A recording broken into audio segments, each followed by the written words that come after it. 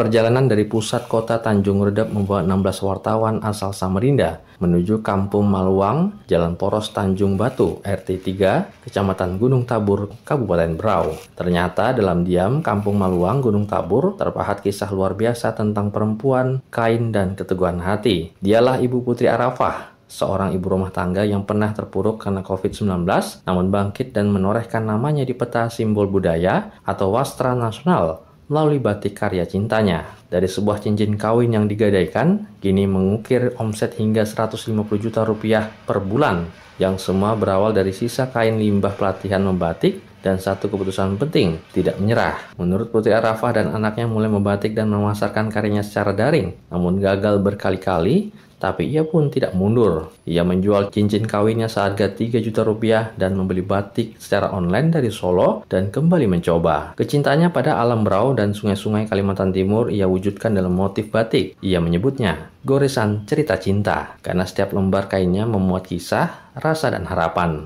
Bahkan menurut Putri Arafah, produk unggulan Maluang Batik adalah batik caplis, kombinasi teknik cap dan tulis yang lahir dari kreativitas untuk menjangkau generasi muda. Tagline-nya goresan cerita cinta, digoreskan dengan rasa cinta menghasilkan sebuah cerita. Karena kenapa goresan cerita cinta? Karena itu wastra patut kita cintai, patut kita budayakan, patut kita lestarikan. Nah, kenapa goresan cerita cinta? Karena saya sangat terinspirasi mencintai alam yang ada di bumi Batiwakal, khususnya Berau dan Kalimantan Timur. Kami ngangkatnya sungai. Kenapa sungai ya? Kalau kita mau kemana-mana, Kalimantan Timur, keindahan sungainya itu yang tidak bisa ditandingi oleh negara manapun. Harga kain batiknya berkisar antara Rp250.000 hingga Rp700.000 yang kini sudah dipasarkan ke seluruh Indonesia. Barsa pasar insya Allah sudah merajak ke Nusantara, se-Indonesia sudah pernah, terus ke Malaysia juga pernah, dibawa teman, terus untuk oleh-oleh ke luar negeri kayak mahasiswa dan lain-lain juga sering sekali. Sekarang ini sudah omset berapa? Sekarang ini omset 130-150. Baik.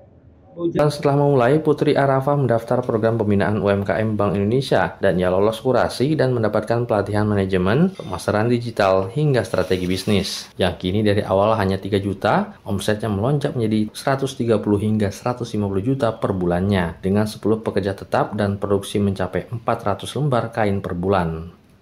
Terus ngikuti pembelajaran dari Bank Indonesia lagi. Setelah ngikuti pembelajaran dari Bank Indonesia, omset yang pertamanya 3 juta menjadi 35, 40, 50, dan seterusnya. Terus dapat ilmu lagi dari Bank Indonesia, saya terapkan lagi menjadi 100.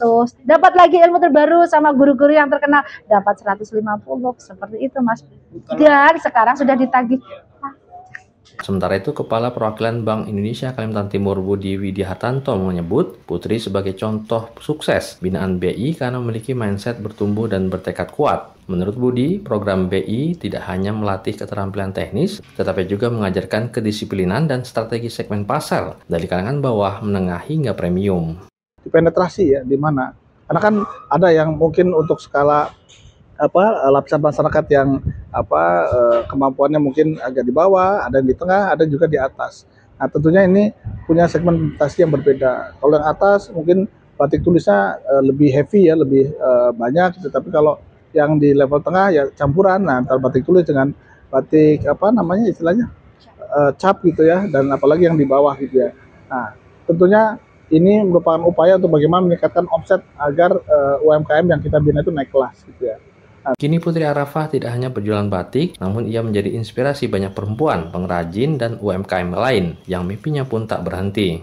Mindset mereka gitu. Kalau mindset mereka ingin loncat jauh gitu ya, kinerja performa dari perusahaannya atau usahanya gitu ya. Nah, tentunya juga dalam rangka pembinaan dan inovasi-inovasi yang akan dilakukan pada mereka itu akan dapat diserap dengan mudah dan cepat gitu ya, diimplementasikan.